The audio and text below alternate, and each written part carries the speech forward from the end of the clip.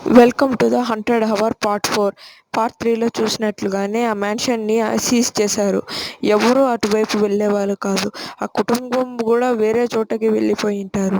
అక్కడికి ఎవరూ వెళ్ళేవారు కాదు. ఆ చుట్టుపక్కకు కూడా వెళ్ళేవాళ్ళు కాదు.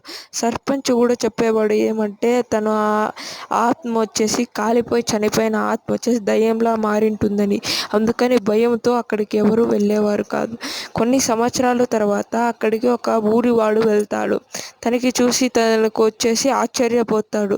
ఎందుకంటే అక్కడ ఒక అమ్మాయి ఊరి వేసుకొని ఉంటుంది. ఆ అమ్మాయి మరి ఎవరో కాదు, తన సర్పంచ్ వాళ్ళ భార్యనే. తను వెంటనే వెళ్ళి సర్పంచ్కి చెప్తాడు.